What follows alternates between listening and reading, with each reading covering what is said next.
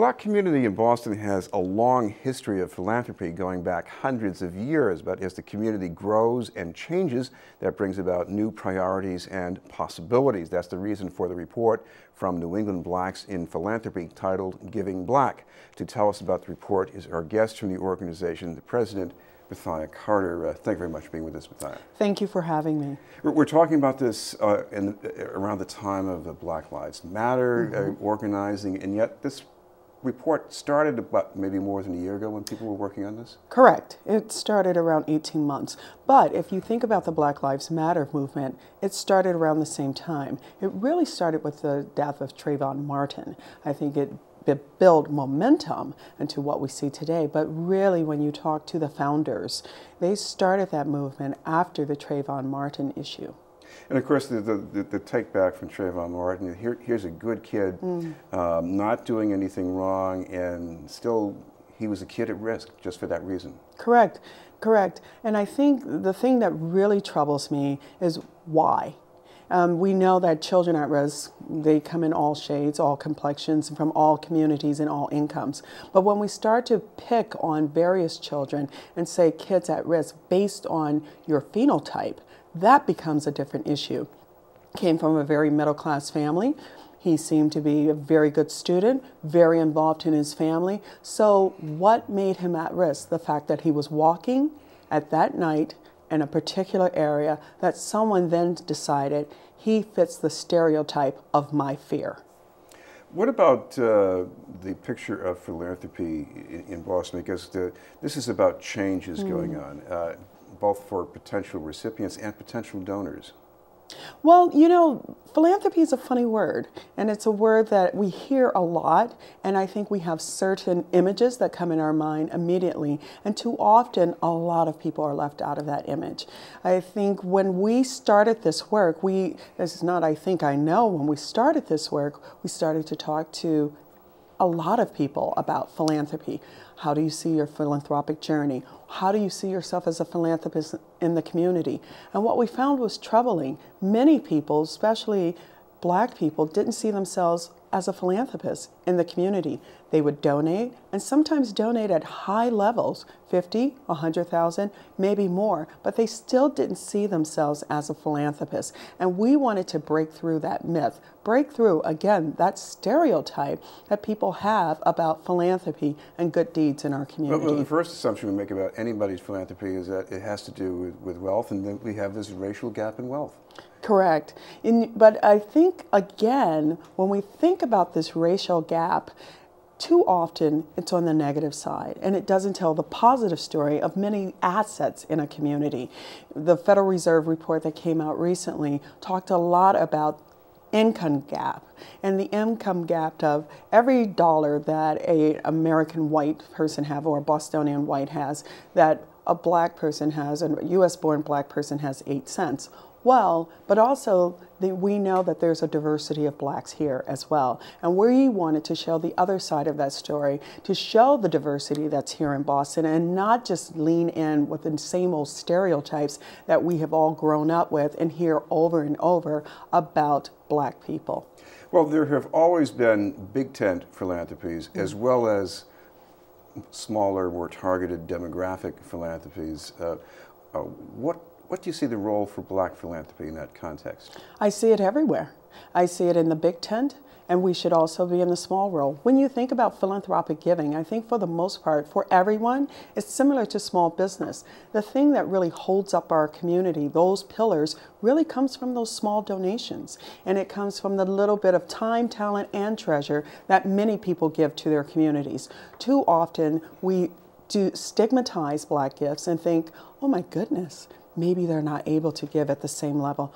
Oh, you know, maybe you will bring only the community voice without really looking for and accepting the full breadth and depth of time, talent, and treasure that we have to offer. Talk about that, because there's some untapped treasure. What do you see? I see there's a great deal of untapped treasure, whether it's time, in giving volunteer and giving your time to volunteer, whether it is talent as in pro bono, and also treasure. Our report talks a lot about treasure, and one of the things that we're very proud of in this report, we're the first report that we know of in this region that actually tapped into 100 high net worth Black individuals. And we define high net worth as 5 times the median income. So the median income for this region is around $50,000. So we're looking at people earning or either have assets more of $250,000 or more. So when we think of those people, where are they?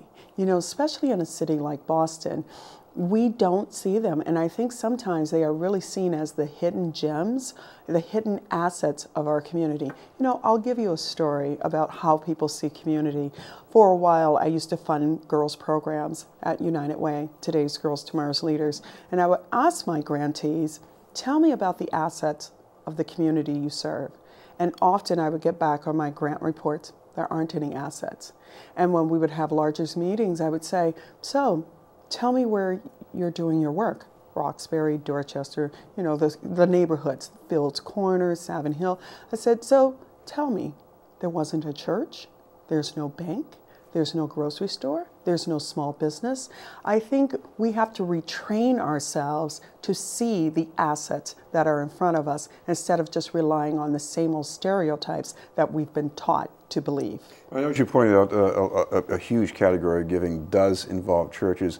Others are more focused on causes and legacies. Where do you see the most potential for growth? Well, I see it in all 3 areas. One of the things that was fascinating for us when we actually analyzed the data was noticing that a lot of our donors came in 3 categories: cornerstone givers, large donations, probably what you would call the big tent givers. They give large donations to a multitude of issues. Also, we saw, and it didn't matter whether it was serving African American or Black children, it was really cause-based. Then we saw another group of donors that were what we would call kinship donors. So they had an affinity for issues of the Black community. And the last group was sanctified donors. And they're the donors that are traditionally give to church.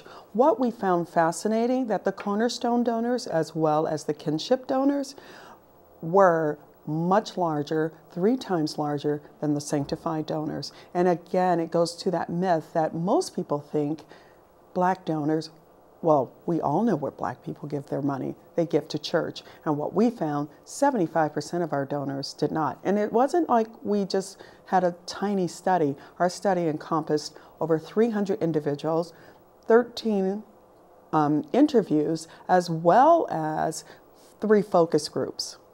Philanthropy is not just about a transfer of resources, it's about building connections. What's the next step in that? We think it's not just building connections, but building connections for what?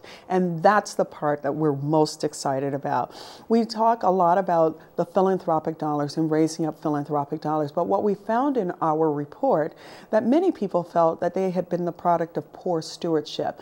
They were willing to give, they wanted to give, they were neither solicited or solicited with an issue that they were particularly interested in. I think we've talked a lot over the past few years about outcomes. And not only outcomes, but also ensuring that dollars are going to where they should be going. I think the next step is really cultivating donors to help them understand the issues and capturing their heart, as well as a Bill Gates or someone that gives a large donation. We spend a lot of time making sure that they understand the issues. We should be doing that for everyone. I know you would certainly be happy if some more people pursue this further, so I guess you've got a website they can go to? Yes, we do. It is at nebip.org, nebip.org.